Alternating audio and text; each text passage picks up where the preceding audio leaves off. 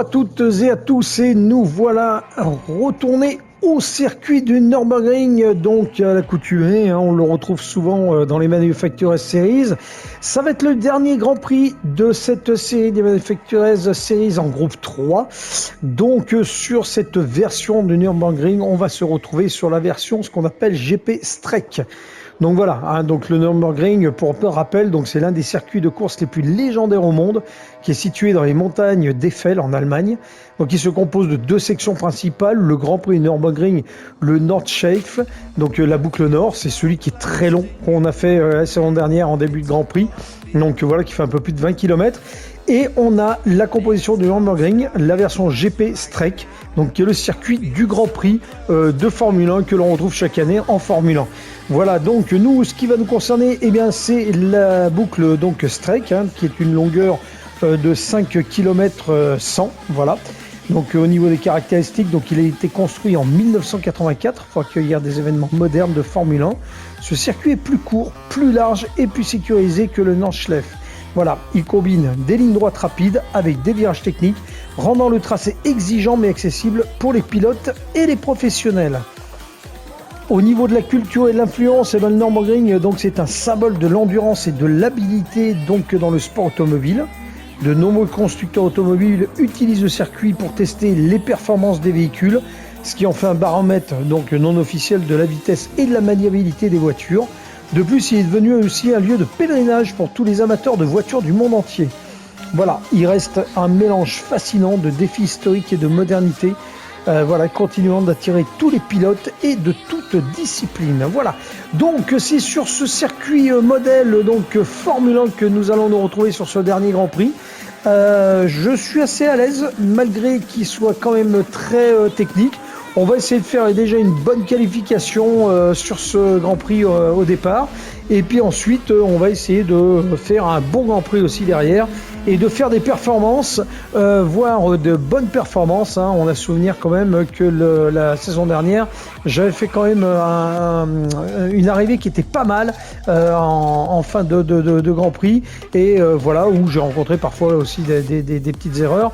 Mais habituellement, je suis assez à l'aise sur ce circuit. On va essayer de donner le meilleur de nous et le meilleur de la voiture pour pouvoir récupérer quelques points par rapport aux deux derniers Grands Prix qui ont été plutôt compliqués. Voilà, et on se retrouve tout de suite pour le tour de piste à bord de la Porsche 918 Spyder.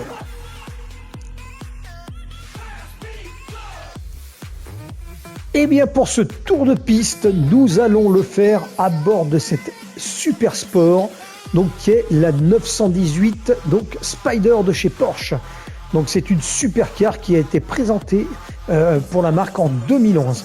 Donc elle succédait donc à la Carrera GT et ne fut produite qu'à 918 exemplaires. L'aspect le plus remarquable est qu'il s'agit d'un véritable hybride plug-in, un V8 de 4,6 litres pour 608 chevaux, inspiré du moteur du prototype de course RS Spyder et qui est installé à l'avant, et il est couplé d'un moteur électrique à l'arrière pour une puissance totale du système de 886 chevaux. Donc combiné au WESAC Package en option, ces incroyables performances permettaient à cette voiture d'atteindre 100 km/h en 2 secondes 6, 200 km/h en 7 secondes 2 et 300 km/h en tout juste 19 secondes 9. Voilà, elle était annoncée comme capable d'atteindre les 345 km/h. Elle boucla d'ailleurs le Nürburgring donc en 6 minutes 57 minutes. Voilà. Donc le WESAC Package réduit le poids total de 40 kg, même si le modèle standard ne pesait que 1 tonne 674, ce qui était exceptionnellement léger pour une hybride donc de ce type-là. Donc cette Super Sport, c'est une réinterprétation donc plug-in de hybride de la glorieuse Carrera GT. Donc 887 chevaux, 4 roues motrices, 1 tonne 674, pour vous dire que cette supercar, elle est méga puissante. Et c'est avec cette petite Carrera, le mot est faible, que nous allons faire le tour donc de ce circuit du Nürburgring en version Formule 1. Voilà, donc, et que nous allons s'éclater un petit peu et faire la découverte du circuit derrière. Voilà, et bien je vous emmène directement à bord de cette petite voiture.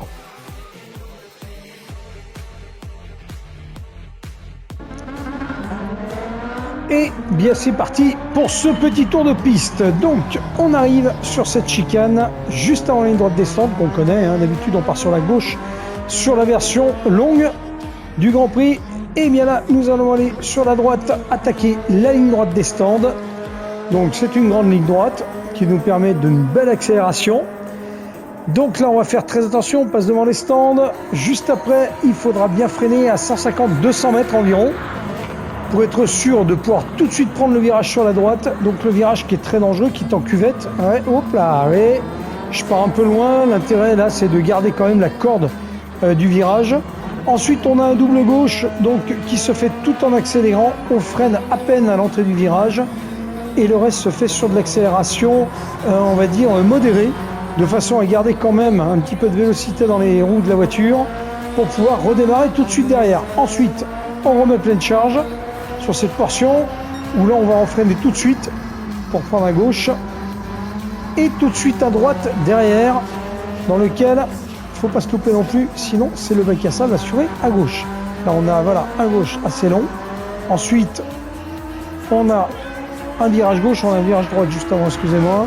Voilà, là on tourne à gauche, là on tourne à droite, là on a un grand droite qui est très appuyé, sur lequel là pareil il faut bien aller chercher le vibreur pour ne pas être trop renvoyé sur la gauche et finir dans le sable.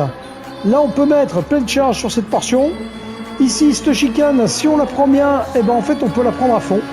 Alors là avec la 918 c'est un peu compliqué parce qu'elle est relativement puissante. Et ici au bout de cette petite ligne droite, on freine bien à 150 mètres afin de prendre ce virage gauche qui va nous emmener sur l'une des plus longues lignes droites du circuit. Encore un virage à droite, et là on peut mettre pleine charge sur ce virage si on n'a pas été dans le bac à sable, et on peut mettre pleine charge jusqu'à la chicane qui va nous ramener à la ligne droite des stands. Donc comme vous pouvez le voir, donc ce circuit est beaucoup plus court que celui qu'on fait habituellement dans les Manufacturers Series.